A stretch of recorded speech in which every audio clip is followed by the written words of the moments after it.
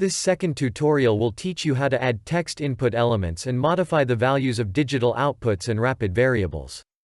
The first one must be completed to follow this tutorial. This is the final view of the application in this tutorial. As you can see, more buttons and text input elements will be added. First step is to open the application folder with Visual Studio Code. Then open the script.js file. Add the declaration for the new elements variables. Add calls to the component creation function in the create main content function. Copy and modify the previously defined buttons to create the move to and stop buttons. Then copy this structure that defines an input element. With this line, the element move to input will show as 0 as load value.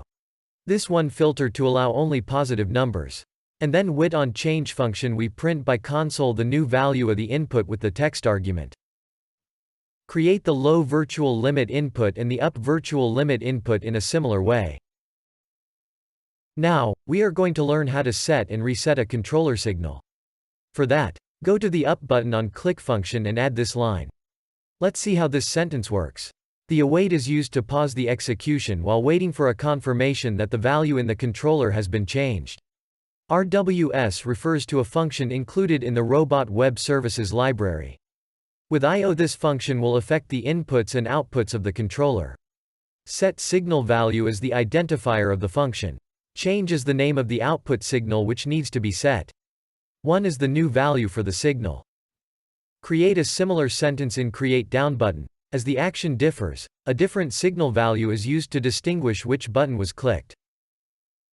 Go to move to input on change function and add this function that gives the possibility to change the value of a rapid variable. Let's see how it works. The await and RWS are the same than in the previous case. Rapid means that this function will affect the rapid programs or variables. Set data value is the identifier of the function. T_rob1 is the task where the variable is declared. Wizard is the module where the variable is declared. Move to is the name of the rapid data which gets a new value will be set. Parse float is a function that transforms a string to a float. Text is the string introduced by the user. Create two similar sentences in low virtual limit input and in up virtual limit input. Go to the liftkit.html file and add the library for the text input elements and the RWS libraries. Then add the stop and the move to buttons. Add another table for the current position elements. Save the project clicking in File tab and save all.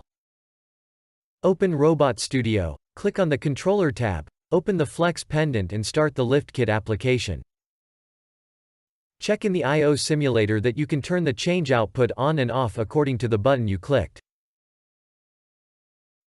Change the value of the input elements and check in the Rapid Watch that the values are updated correctly.